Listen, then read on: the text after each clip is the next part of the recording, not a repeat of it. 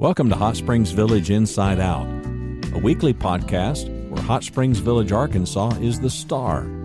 Join me, Randy Cantrell, and my co-host Dennis Simpson as we discuss the history, facts, people, places, events, lots more surrounding Hot Springs Village, Arkansas. Visit the website at hotspringsvillageinsideout.com. Today's show is brought to you by Central Arkansas's favorite radio station, KVRE. Find them on the dial at 92.9 FM. Stream them live at kvre.com. Hot Springs Village, Inside Out. Live. I'm going to start doing the shows again in the open. I think you should do the opens. Yeah, I think you should maybe. Too. Yeah, I think I should too. It is a delight to be with you again today. I'm going to preface something just to say real quick that most people don't know. You obviously know that we record these in advance, and we have a great guest today, Mr. Brad Meredith. What? Huh? No, go ahead. Yeah, but what I was going to say is, of course, they're recorded in advance. Of course, they're recorded in advance, but they don't know how much in advance. This week, my friend, we are setting a record. Huh? You don't have to tell them. No, I don't have to, but I'm gonna. Okay, go ahead. This week, and Brad, you will be number 8. You will be our 8th interview of the week. And wow, buddy, we love you, but it's been a long week, you know. I can see that. We like to hit it hard one week and then take about 3 weeks off. I need one of those jobs. Yeah. There's a lot of Jamaican. Like There's a lot of Jamaican in our style, you know, like, yeah man, we do it now. No, man, not now. Not These now. jobs, and this job doesn't pay at all either, Brad. Yeah, we hadn't thought about it, but you know, Jamaica is like island time, so maybe Brad's on like lake time, right? Is there such a thing, Brad? No, there's not. Yeah. So, Brad, give us some background. Tell us where you come from, how you got to be, and give us the exact full term, how you got to be who you are today. Okay. Well, I'm Brad Meredith. I'm the Lakes Ecology and Fisheries Manager here in Hot Springs Village. I grew up in Jessieville, went to Jessieville from kindergarten through graduation. So kind of local, live just outside the East Gate now. So still here in the same area. Went to UAM straight out of school and decided I didn't want to go to college anymore after a year. So started working on the golf course, worked on the DeSoto golf course seasonal before, always been around here, worked on the golf course for almost 5 years and said, if I'm going to do something, I better do it now, and went back to school and went to UALR for 4 years, got a bachelor's, stayed there for 2.5 more years, got a master's, and worked for U.S. Geological Survey after that while I was working on my master's, and for about 1.5 years after that. And then came here in August of 2014 and have been here ever since. Okay, Randy, I want you to watch closely, okay? I'm patting on your back too. We interview the most interesting people. I'm not exaggerating and I'm not bragging. I mean, he's the one that needs a pat on the back, not us. He's the one that did all that, not us. Okay, so at first college is not for you, and then you can't get enough of it for the next 6 years, apparently, right? So yeah, I'm back and forth with the wife about a PhD and said, no, I'm tired of it again. So I'm not doing that anymore. So, but a master's specifically in what? My bachelor's is in fisheries and wildlife, and my master's is kind of a split. It's integrated science and mathematics, but it's a split between half of my concentration was in fisheries and the other half was in GIS. You know, as the movie line says, look, the big brains on Brad. BBB, big brains on Brad. No, I don't know about all that. But. Yeah, well, it's not lost on me. You know, the old joke is that I think it was Mark Twain said anytime somebody told him they were just a good old southern country boy, he reached around, make sure he still had his wallet. So yeah, and I say that not to say anything that way, but you know, Brad, to the average layperson, it might be, well, there's the guy that works on the lakes and he's doing the dredging and he's in charge. He's got a PhD. He's got a master's in what? Really? Impressive. But it's we go from shocking fish to picking up buoys to putting out brush piles to I've been sitting on a skid steer for 6 hours today. So this time of year I could be doing just about anything, but most of the time this month we're dredging. So I'm about to say, when you come to the forefront, there's one or two things going on. There's either a problem with the lakes, or there's dredging. And Yep. Dredging seems like the never-ending job. Is that where it is? For 3 to 5 months out of the year, depending on what's going on. Yeah, that's the main task. Okay, right now, before we dive in that, let's go way back high. Let's do the 25-mile high view. Who owns the lakes? Does the fishery service stock them? Can anybody fish in the lakes, etc.? Sure. So this is a clouded question, but I'll give you the rundown on all of it. So the state owns the water. So the water moves through the village and the state owns the water. So that's how that works. But the POA owns the access to that water. The POA owns the land under the water. POA owns the common property, which is the land under the water, and they own the access to the water. We own all the streets and all the roads. Somebody has to cross private property to get to a village lake. So we control the access. So the only people that are actually allowed to be here are property owners, employees, and property owners' guests. Okay, so and visitors. There are some visitors that come in through village villas or VRBOs or something like that, and those people have access because they're a guest of those individuals or those companies. Well, not too many years ago, probably 10 years ago in my collective memory, I remember seeing the Arkansas Hatchery and Fisheries truck dumping thousands of little fishies in the Lake Balboa. And I'm like, hang on. So that's the public entity and we're a private community. Can anybody, Sure. Does that mean that anybody can come in and fish our fish because they're public fish? The lakes were originally stocked by the Game and Fish. All the lakes were. Okay. Arkansas Game and Fish Commission stopped stocking Hot Springs Village lakes in 2020. Really? The last stocking they did was in 2020. And they don't intend to do that again? No. They supply fish for one event. They supply the fish for the youth fishing derby that we have at Cortez around the 4th of July. It's part of the 4th of July event, ceremonies, celebrations, all that good stuff. But they supply the fish for that. Otherwise, they don't. So last year, there were some debates and there were some discussions. And in the end of 2020, there is some literature that allowed us to start stocking our lakes again. So for 2021, we actually stocked fish in the lakes other than grass carp. We've been stocking grass carp for several years, depending on the need and the location. But and Game and Fish never did supply those, as far as I know, maybe the initial stockings. But so we stocked crappie in Lake Sophia, and we stocked red ear in Lake Estrella this year. Those are the first of that. And the intention is to move forward with that in some way, shape, form, or fashion for 2022. We're going to base our stockings this year off of our fishery survey. We'll be electro-fishing in the spring. Water gets up to about 56 to 58 degrees. Folks that live along the lakes will probably see the spaceship out at night. It's just our shock boat. The police already know we're there, so you can call them and they'll tell you that. The spaceship, you say the spaceship? Yeah, it's got a lot of lights on the front of it, and it lights up the water really well. And there's some reflection off the water onto people's houses. I promise we're not looking in the house. We're looking in the water. But yeah, that's so we'll base our stocking and where we stock and what we stock. We'll base on that this year. What we did for 2021 was we haven't electro-fished since 2019 because we had COVID in 2020. And then 2021, there were still some precautions. We're moving forward with that for 2022. So we'll base our stockings on that. But for 2021, what we did was we bought a larger size class. So we weren't worrying about predation on those fish. We bought 4 to 5 inch crappie that we put in Lake Sophia. And we were going to try to buy 4 to 5 inch red ear to put in Lake Estrella, but they didn't grow out like the grower. There's only one grower that grows them to that size, and they didn't grow out to that large. So we bought the largest size class they had, which was 3 to 4 inches. So you don't have to buy them from the state. You can buy them from anybody.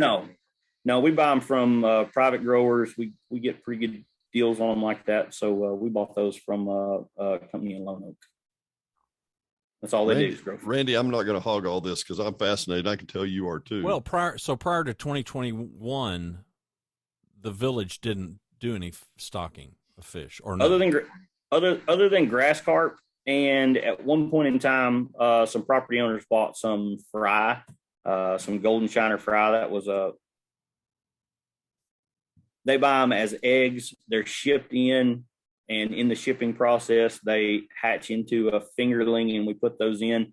We're not sure how well they take because they're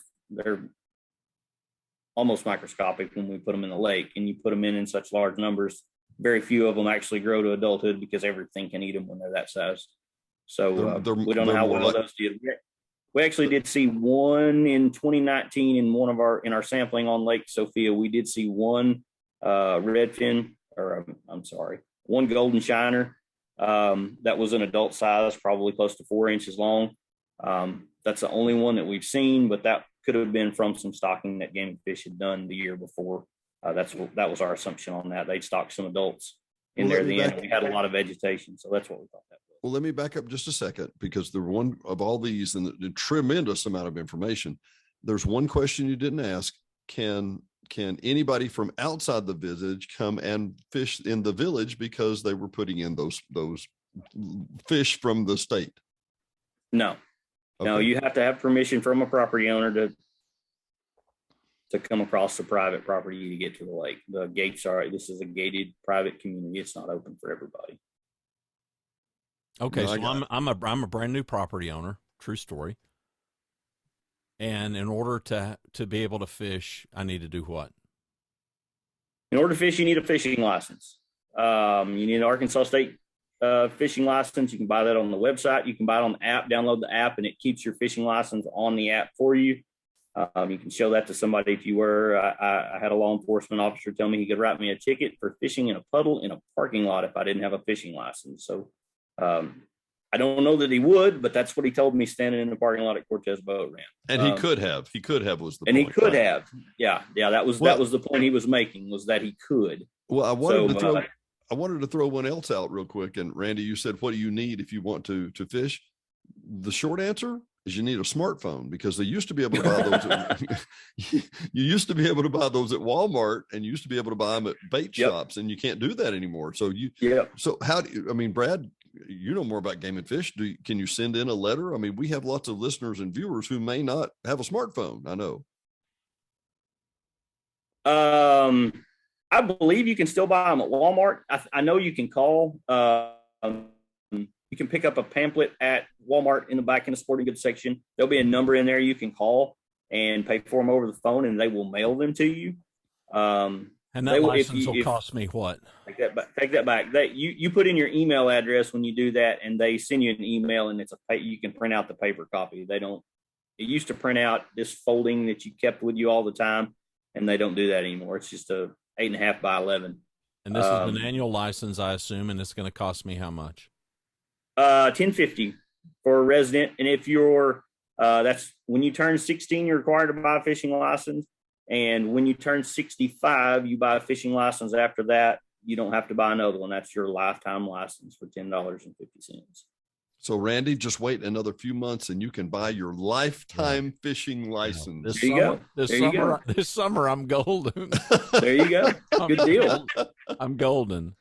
Okay, and the limitations and the limitations inside the village. I mean, there's how many lakes and how many of them can be fished? We have 12 lakes. 11 of those are recreational. Lake Lago is off limits. There are different restrictions on each lake. The only one that does not allow outboard motors is Lake Segovia. It's a tiny 11-acre lake northwest of Lake DeSoto. It's off of La Granja. And La Canada kind of goes into Segovia Courts, but the access point is off of La Granja, which is off of Segovia Way. Segovia way. Yeah. And the kind It's over there. the kind of fish that I'm going to be fishing for in these lakes is going to be from what to what. When you turn 65, Randy, when I turn 65 and start. We've got a really good population of largemouth bass. We have spotted bass in some of the lakes. Some of the smaller lakes on the east end, we don't have spotted bass in, but a lot of lakes we do. It a lot of times looks like a largemouth bass. It has pretty distinct coloration under the lateral line. You'll see dark spots most of the time in uniform, and it has a tongue patch on it and a smaller mouth. Once you see a few and somebody points it out, they're easy to tell the difference. But so we have largemouth, spotted bass. We have about 5 or 6 different species of sunfish, from bluegills, red ears, long ears, green sunfish, hybrids of these. That's when you get into some really pretty colors.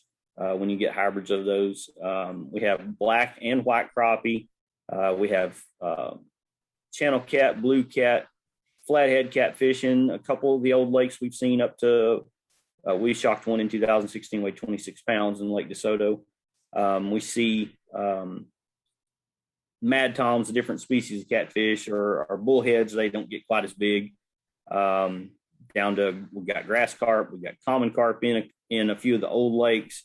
We've got some gizzard shad. They're as big as this crappie back here over my head. So we even shocked a 12-inch goldfish in Lake Coronado one night. So 12-inch goldfish. So yeah. hang on. So Yeah. Randy, let's use Randy as the example here, and not exactly a fishing professional. Now that's Sure. my hardly. Angler is not an adjective that anybody would use to describe me. Nobody said Okay. Randy Cantrell, angler. No, they hadn't done that yet, right? not going. So, to. but he throws out a worm or a plastic worm this time of year in the winter in virtually any lake, and he's going to catch a Cold. generic what? I would say he's probably most likely to catch a bass this time of year. It's going to be really slow in the winter for everything. So you might get a few bites on from a bluegill or something like that, some type of sunfish. Most of the fish have moved off the banks into a little bit deeper water where they're less prone to temperature fluctuations. But when we have warm days and a warm trend, those fish will move back up shallow, and they're more susceptible to being caught, especially if we have 4 or 5 days in a row, and then we have a big cold front coming in after that, where the temperature is going to drop 20 or 30 degrees. On that last warm day, a lot of times you can do really, really good, even in the wintertime. But when March rolls around, the bass will really, really start picking back up. They'll start moving back up in shallow water. You can catch them on a floating worm, catch them on a leadhead worm, catch them on jerk bait, spinner bait, catch them on a buzz bait, sometimes around the seawalls and around that grass and that kind of stuff. A lot of people catch them on a crankbait in a little bit deeper water as they're moving up, and then as they're transitioning out of the spawning flats and those kind of places. And a lot of people, if you can catch them at the right time, you can catch them on a bed as they're spawning, and catch them on just about anything you can get in there with them, because they're really protective of those beds when they're up and on. So I'm assuming you like the National Forest, right? I have been on the National Forest a few times. It's been a few years, but yeah.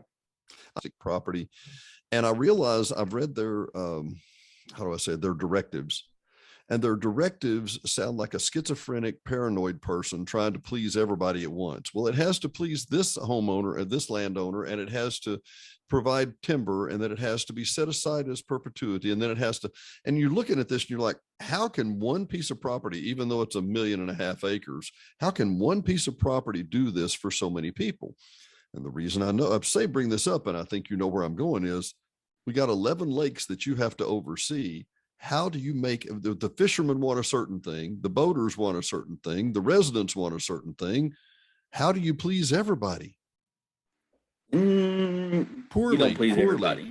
Yeah. Just do the best you can with what you got. I know the fishermen would like to have the water to have a lot more color in it.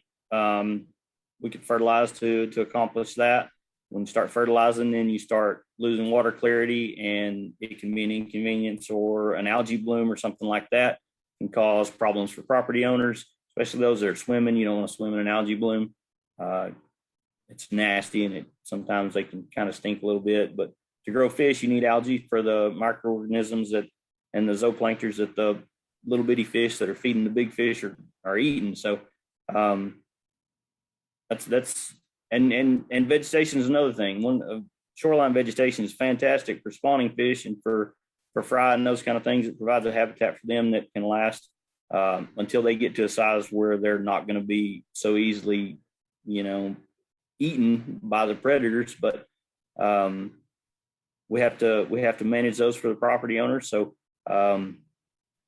we'd like to do a little bit more things with water clarity and fertilization, but we want to make sure that the property owners that live on the lakes are happy with it too. And fortunately, our lakes do pretty well on their own. We have some issues we had in 2017 when we had hydrilla on Lake Balboa. We had to take care of that. We've had some issues with some different kinds of algae and macrophytes on a couple of small lakes on the east ends that we've had to get rid of. So we have to limit any of that kind of growth. If it's an inconvenience for the property owners, then we have to do something about it. And we want to try to take care of things before it becomes an inconvenience anymore. I've been saying for a few years now, if we could genetically alter hydrilla where it grew to about this tall, about 12 inches tall and grew from about 6 feet of water out to about 15 or 18, then we'd be set for life for that, because there'd be a lot of people buying it. But well, I think where I was going and what I want to just bring up real quick is, before we joined you were speaking to an owner who was working with a beaver problem in one of their lakes. It's very hard to balance all these because everybody has a different set of expectations, right? I mean, Randy wants to catch a big catfish deep out in the lake. He doesn't know that yet, but he does. And, but I just want to eat catfish, fried catfish. Is mainly what I want to do. But you need about a 3-pounder. That's the size everybody, 3 to 5 pounds. That's what everybody wants to eat. Yeah, I actually here on Lake DeSoto, I caught a 5-pounder back out on the point here down by Sierra Drive or Sierra Lane. And I'm sitting here minding my own business, Brad, minding my own business. And something starts tugging on my line and I pull back and I tug and I pull back and I'm like, great, I got a turtle or a snag. And I tug and I pull and I tug and I pull and I tug and I pull. Next thing you know, there's a big splash in the water. And I'm like, did I bring a net?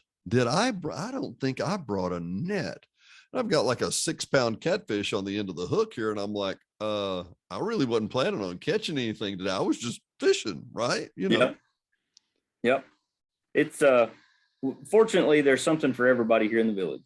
Yeah. We've got lakes that do really well for bass, some of the old lakes, and even some of the small lakes on the east end do really well for bass.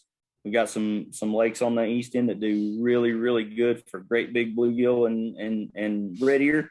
So those are fantastic. And we've got some other lakes that do well for, just maybe not a big giant red ear, but you catch a whole lot of, 8 to 10 inch ones. And that's what a lot of people like to eat. So we've got a lot of several lakes that do that. And fortunately, there's something for everybody here in the village. We've got a couple lakes that do pretty good for crappie. What we're seeing with some of the trips I've made with some property owners that have the new Garmin sonar, the live scope is the crappie are there. They're pretty selective on what they bite. So when you drive by a brush pile and you see the brush move, it's not the brush moving, it's the fish in them.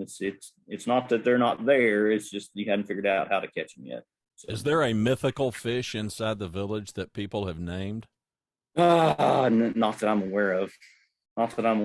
There was a big. I saw a big koi fish on out behind the Explorer restaurant when it was last chance sometime back, and I never heard anybody getting it.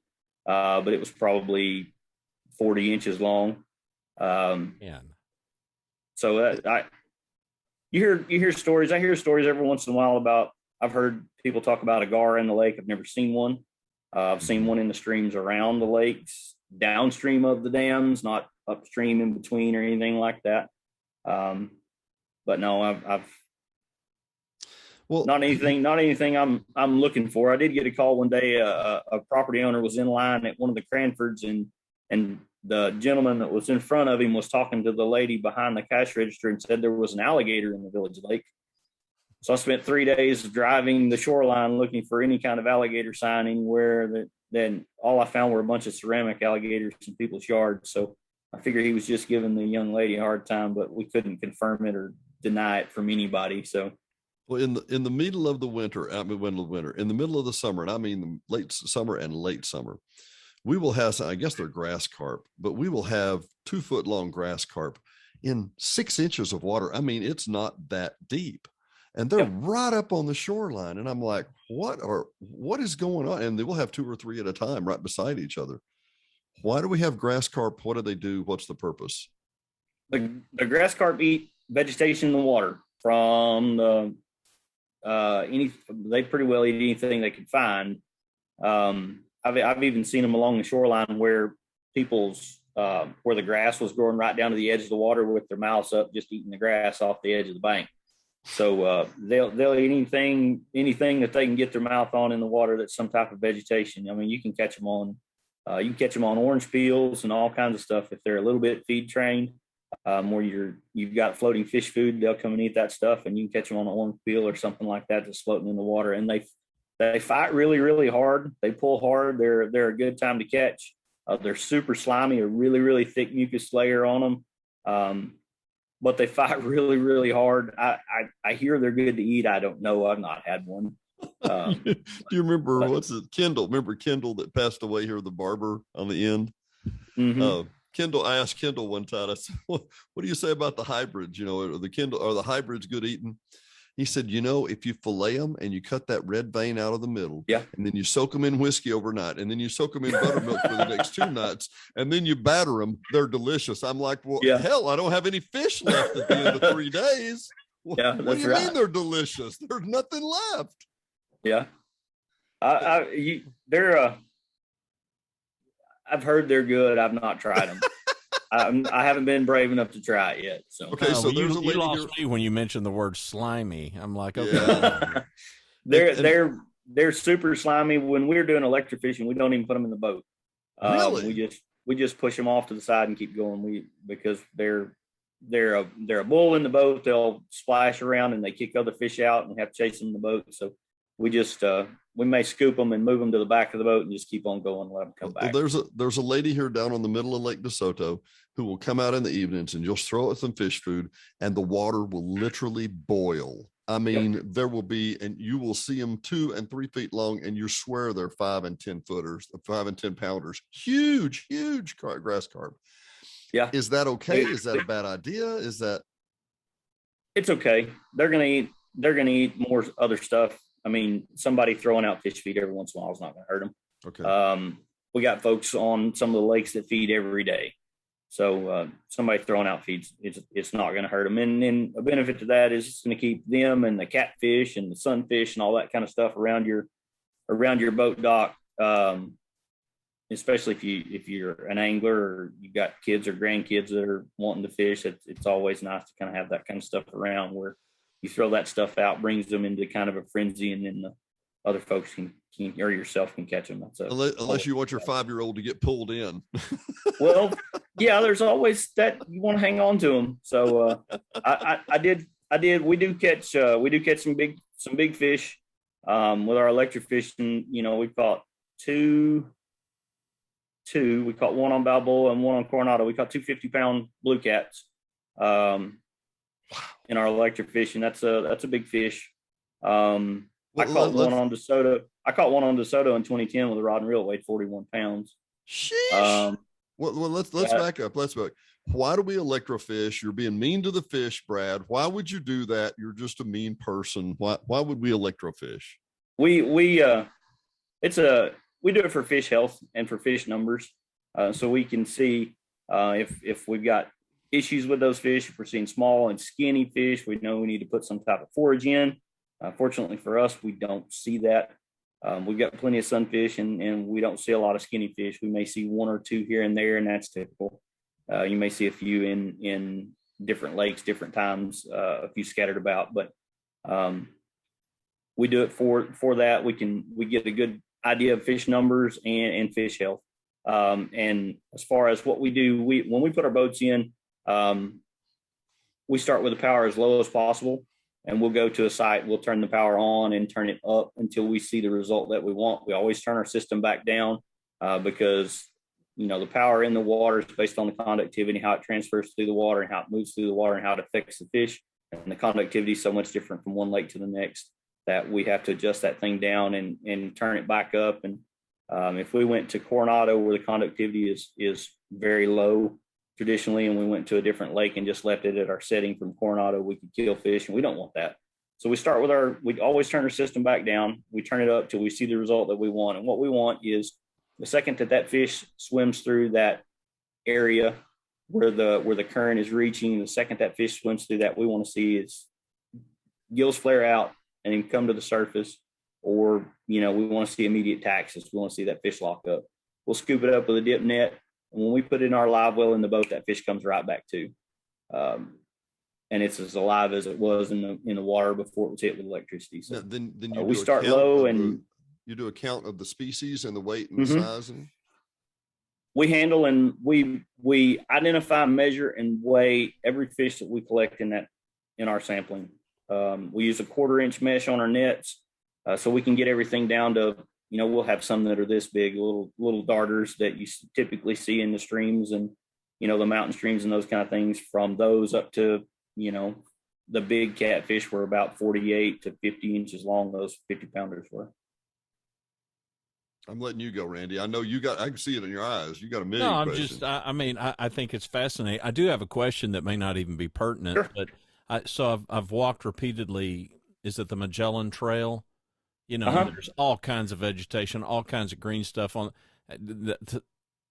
and I get, based on observing and seeing the signs, I guess it's a pretty good bird watching place. I'm not a bird watcher, but the turtle population in that area still fascinates me. Every time I walk through, it's like I don't know that I've seen that many turtles. What's problematic? Is there anything problematic? Well, the laity thinks it's a swamp there, by the way, because it looks like a swamp. It does look like a swamp. As far as I know, we don't have any issues with turtles. One thing that turtles do is they help take care of any kind of fish that were to die, any kind of decomposing organism. We got a lot of geese. Sometimes they die, fish die, especially in the wintertime when we're not on the water as much. They take care of a lot of that stuff. So it's it's a benefit to us. There's some property owners that even build pads on their boat docks for the turtles to get up on so they can sun and have a place out of the water. So they're not an issue for us in any way. Amazing. So what do we do with the results of if we're through with the turtle thing, or what do we do with the results of the fish survey?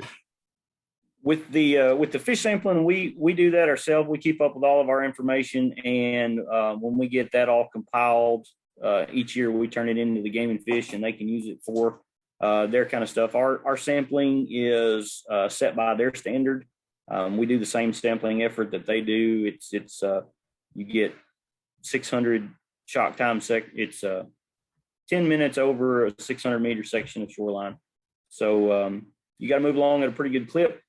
And we scoop every fish that we can see, and so our data is standard with theirs, and they can use it for all of their analysis. So we pass that information along to them. Absolutely incredible. Randy, I didn't mean to change the topic. No, you're good. No, you're good. Any pollution, contamination, disease kind of stuff that you have to contend with? We sample for the Department of Health for the beaches each summer. We had some issues a few years back when Cortez Beach was closed, and we didn't even know it. The property owner saw it on the Department of Health website. We hadn't even been informed about it.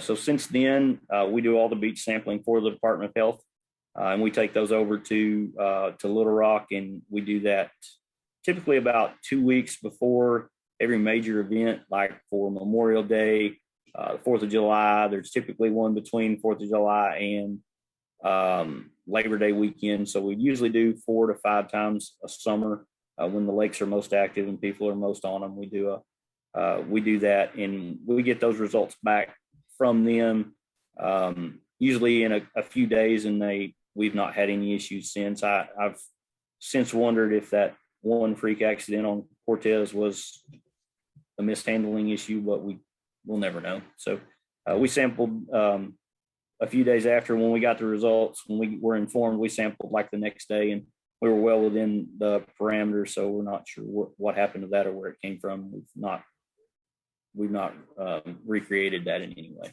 Yeah. Well, and so one of the big other things is the dredging.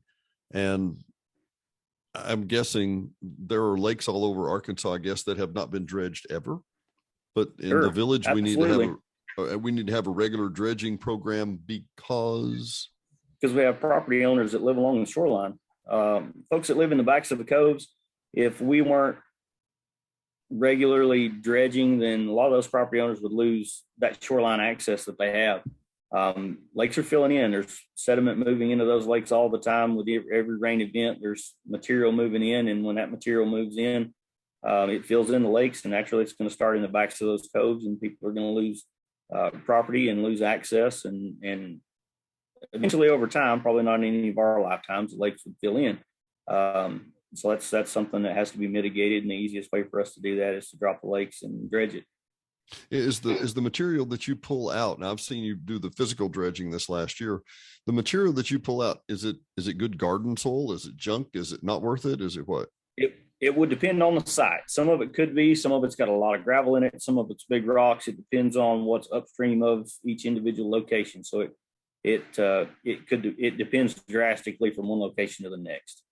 Well, okay, so now we're doing hydraulic dredging right here on DeSoto, way up on the far end back by the golf course. How on earth does hydraulic dredging work? You got water there. The water's high. How do you get water out of water to get dredge out? We drain the lake. So we open up the valves, and it's the easiest way for us to do it. We open all of our lakes except for Lake Segovia and Lake Lago. They have valves on for us to lower the lakes. So but I mean, but hydraulic dredging. For hydraulic, sorry about that. That's okay. For the hydraulic dredging, we have companies that come in and take care of it for us. They basically just suck up the muck and filter it out and put the water. It's essentially that hydraulic machine is essentially like it's got a big auger on the front of it. You've seen a tractor auger on the back you drill holes with and those kind of things. Well, it spins and moves the material to the middle to a big siphon pump, and that pumps the material to as far as a couple thousand feet away into a bag to contain that material. The water runs back out, runs back in the lake, and the bags can be, if they're on common property away from property owners, that kind of out of sight, out of mind, they can be left. A lot of times we go in and cut the bag off. We put them in a place where the material can be left. We'll go in and cut the bag off, so the bag's gone, the material's there, and we can leave it on common. There are other places where we put them, and then we have to get rid of it. We have to haul it off. Well, the water that runs back in the lake, it's not muddy. It may be a little bit muddy. It'll have a little color in it, but it's nothing like when you have a big rain event. And one of the benefits of that is while they're doing that dredging, they may be dredging in a place that's off somewhere else, and then when they're done, they can come back to the area that the water's running back in, and any kind of material that gets flushed back in, they can clean that up at the last instant before they go anywhere else. Wow. Well, what's the cycle? Who gets it next? Where are we going? What's the next story? So we have Lake Penita and Lake Isabella down right now. Hopefully they stay down. We've had some issues with them with the rain events over the last couple of weeks. We are on the down with them. Isabella's about 3 feet down. Penita's just over 6 feet down. We're going to keep both of them. We're going to keep Isabella just over 3 feet and Penita just over 8 through the end of February. And then we'll start filling them up. And then hydraulic dredging will occur on those two lakes after that. We got hydraulic dredging going on DeSoto. And for next year, or this year, 22, 23, we've got Lake Cortez again. So we're on a 7-year rotation. We started in 2017. We have a different dredge plan now. What we do is I got with our folks that we work with, and they do the kind of the GIS mapping for us. We don't have the software to do it. But they put a 25-meter grid on all the lakes for us. And we go to every one of those intersections on that 25-meter grid that's in 8 feet of water or less, and we stick a piece of PVC pipe or whatever kind of, we've been using PVC pipe the last few years. we push that down to point of refusal, and we can measure how deep the sediment is. And if there's more than 6 inches of material in each of the locations, then that's a site that we're going to dredge either mechanically or hydraulically. We started that in 2017 on Lake Coronado. We had numbers and volumes, cubic yards of material for each of the locations, and we presented that to the board, and we've been under that approach ever since. They saw the need for the removal of material, and we've been doing that ever since. And the board's been in support of it, and we've got the funding for it, whether it be for us to do it mechanically or hydraulically, because it's such a great impact to the property owner. So that's the plan for Cortez. It'll be the first time we've done it on Cortez. So we've got Cortez coming up, and then Maria and Sophia, and then 24, 25. We'll be back to Lake Coronado again, and we'll see after a really good clean out what it looks like after a 7-year rotation. Now, a 4-month process, roughly, out of a year. Is that what I heard? Right. We typically start around the 1st of November, give or take a couple of weeks, depending on what's going on, what lake. But we usually try to start around November 1, lowering the lake. We'll lower them roughly 2 inches a day. That's our target. Some days it'll be a little more, some days it'll be a little less, until we get it, depending on which lake and how far we're going. Some of the lakes we go down 8 feet. We've been down 6 feet on a few, and 3 feet on some. That depends on how long it takes us to get it done. Then we like to give the material a week or two to dry out, and then we start in with the mechanical removal. We usually start sometime in December. We'll start with that, and we'll go through the end of February, or if we're fortunate or unfortunate, as it was for DeSoto, we were still dredging in May. We moved a lot of material that we'd had to move hydraulically, but I certainly hope that doesn't happen again. So over a course of say 4 months, I mean, give us some scope, some idea of the scope and the scale of the volume of material that you remove. I mean, it's got to be it's a lot. Biblical. It's a lot. It's a lot. If you drive by the Bonita boat ramp, there's a pile there, and you can kind of see in the parking area how much material we've moved. And where's that material end up? We haul that material to, depending on where it is and what lake we're working on. There's a property owner just outside the village. If we're close, working on some of the lakes over there, he's gracious enough to let us dump it out there to fill in holes, and we've done that. Or we haul it down to the pit, about just past Woodlands Auditorium down there. So if we're going to haul it, it's one of those two places where we haul it to. How many dump trucks? Let's put it that way. How many dump trucks do you think you'll haul out? Oh, we hauled 30-ish loads with dump trucks the other day, and didn't make a dent in what we had in the parking lot. So it's a lot. A lot. It'll be. It'll probably end up being. We'll probably move 10,000 yards of material with dump trucks. And for our listeners, and forgive me if I'm wrong, but a dump truck is between 30 and 40 yards. No. We don't have one that big. We've got a 6-yard truck that we run, and that day we ran that many loads. We had a 12 or 13-yard truck that we were running into, so we had 2 trucks running in. And did not even make a dent. Truck. Didn't make a dent. So one of the things we're looking at for Bonita next week, we're getting some bigger equipment. What we've run in the past in certain areas, we just don't have access for anything but a skid steer. We've got to have a small piece of equipment. We've got very limited access. So it's easiest for us to get in and out with that. They've got tracks on them, so they get a lot better traction, especially if the ground is a little bit if it fluctuates a little bit, if it floats around. So they go a little bit better. But where we're working in Bonita right now, and the other 2 places in Bonita, it's hard shell bottom.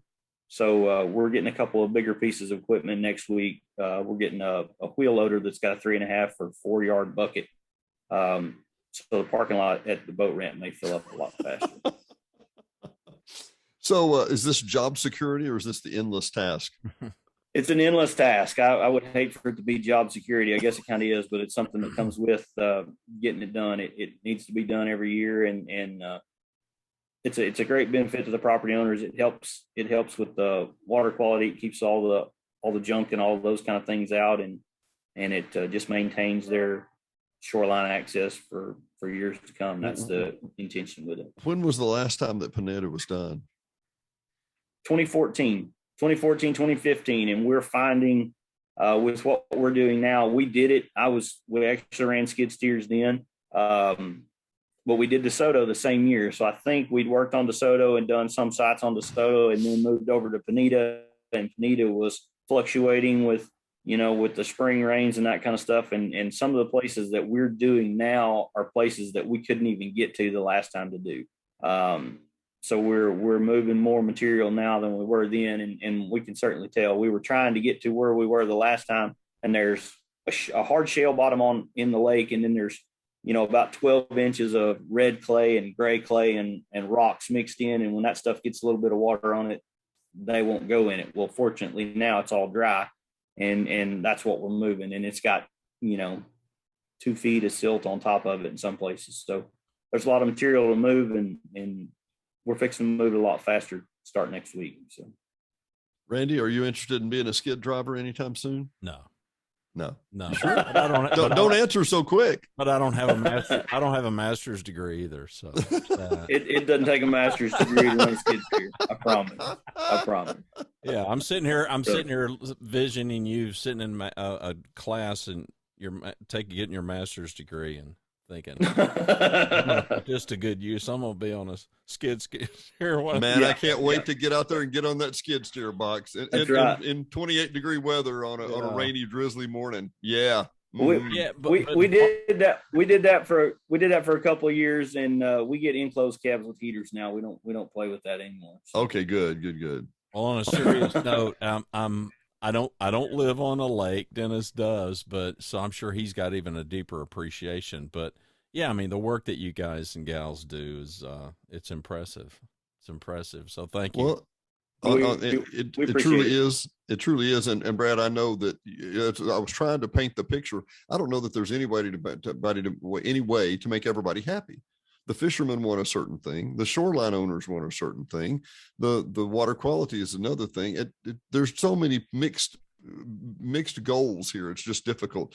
Yep. Randy, I'll show you next time you come out, Randy. Literally just down in the cove here on Sierra.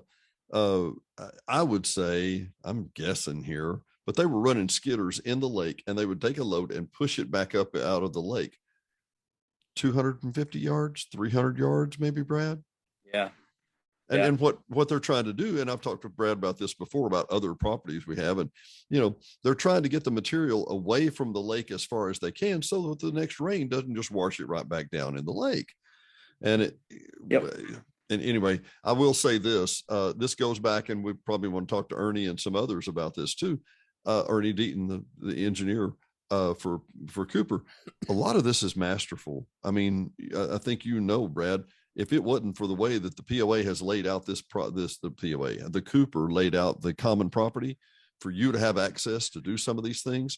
You're here on the end of Pego, here on Sierra, some of these others, there's just not any way for you to get into the lake and do what you need to do. We'd have to do it all hydraulically. And that may be where we're moving to some of the small lakes on the east end, because we don't have a lot of access there. A lot of the access is on the dams, or it's got a golf course on it, or it's a private lot. So we're more limited there than we are on the bigger lakes. We have a lot of common property access on the bigger lakes, and we've had a few property owners in the past that we've contacted that have allowed us to go across lots and those kind of things. But a lot of them have seawalls, especially on the east end on those smaller lakes. Most of those have seawalls, and running a skid steer across a seawall is not a good idea. Yeah, well, and for what it's worth, Brad and I have worked on some other issues before, and I will encourage. We never know who's listening or who's watching, and I will say, if they're dredging your lake, and if you don't mind material being piled on your lake, and if you want to help the POA, contact Brad. If you don't mind, Brad, right? Contact Brad and say, yes, you can put stuff on my lot. I've done that many times before, and it helps you. It helps me. It can really be a win-win scenario. It can be a good benefit for property owners, depending on the type of material. Some of it is really, really soft and it just washes around, and that's not good for anybody. But there can be some material that can be a certain benefit. Yeah, for sure. Yeah, well, I think it's lightning round time, don't you, Randy? Yep, I do too. All right, this is quick and painless, Brad. Hamburger or taco? Taco. Beaches or woods? Woods. Far and above woods. Introvert or extrovert? Oh, we lost you. Lost your audio. Couldn't hear you. You're too introverted for us to hear. I'm too far away. Oh, there you are. There you are. You're back. You're back. Okay, so introvert or extrovert? What'd you say? Introvert. If you had a warning label, what would it say? Stay away, probably. Yeah, I can relate. Favorite sport or team? I don't. You don't care? No. Really? No, I don't watch football. No. You Nothing. just hunt and fish a lot. That's about it. Appetizer or dessert? We'll say dessert. That can go depending on the day and the mood. Okay, any window of your choosing that you sit at pretty regularly, what's the most interesting thing you can see out that window? Kids playing in the yard. That's a first. With a deer in the background. I like that. Sneakers, sandals, or hiking shoes? Fishing waders. Sneakers most of the time. Do you have a nickname? No. First job? DeSoto Golf Maintenance. How old were you? Well, yeah, we'll say that. I hauled firewood and cut brush and all that kind of stuff. But the first real job, was DeSoto Golf Maintenance. And how old were you? Teenager? 16. First pet? Yep. First pet? Oh, a dog of some kind. I've had so many. So, yeah, dog of some kind. Favorite movie?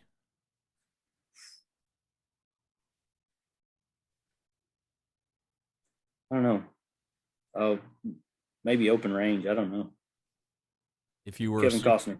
If you were a superhero, what power would you have?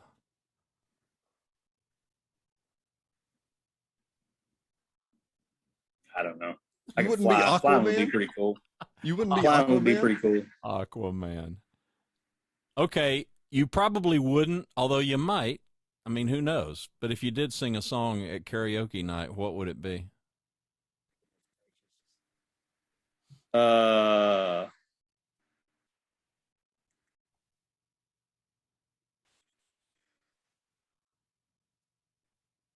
Hadn't asked, I tell you. Just thinking. Is it going to be country and western? No, it's not. Give me just a second. I'll tell you. This is not very fast, but I've got it on here. He's got it on his phone. He does. Well, I was just looking at it. I got it on my phone. Yeah, there's another first. Yeah.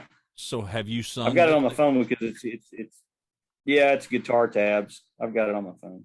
So have you sung at a karaoke night before? No, I sing it at church.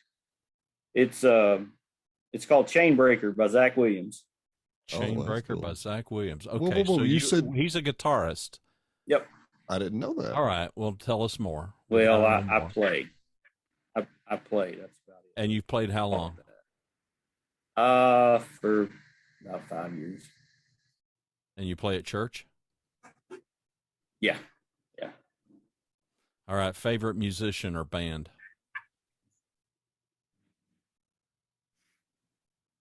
I don't know. Look at him. He's so easy. Zach Williams is pretty good. Jonesboro boy. Yeah. First concert? I think my first concert was Restless Heart about 92, maybe 94, I think. That'll work. Yeah. They were really big in the day. That was huge. Yeah. That'll work. It was Restless Heart and Bailey and the Boys, Magic Springs. Yeah, there you go. Man, thanks for being on. It was awesome. I'll let you say goodnight, Dennis. Well, yeah, Brad, it's a pleasure. We see you out here busting your hump all the time. And we wanted to put a face on the name. And, we know you're working hard and trying to do good for everybody involved. There's just a lot of different people pulling you a lot of different directions. And we sincerely appreciate you, buddy. Well, I appreciate the invitation. Glad we could get together and have a chat. And anytime you guys have any questions, if there's anything I can do for you, just let me know. Well, one last quick question. What's the number for the fishery department? How would I get in touch with you? You can send me an email. I just had a card out here. I'll just throw one of them back out again. And all of my information is right on that. So it's Brad B. Meredith at hsvpoa.org. Meredith. Those of you listening and watching, we'll put this in the show notes for you. 501-922-2291. 922-2291. Well, for Hot Springs Village and Inside Out, for Randy Cantrell, for Brad, thanks for joining us, and we'll see you next time. Thanks for listening to another episode of Hot Springs Village Inside Out, a podcast where Hot Springs Village, Arkansas is the star. Please subscribe to the podcast. You can do that by visiting our website, hsvinsideout.com, and tell a friend.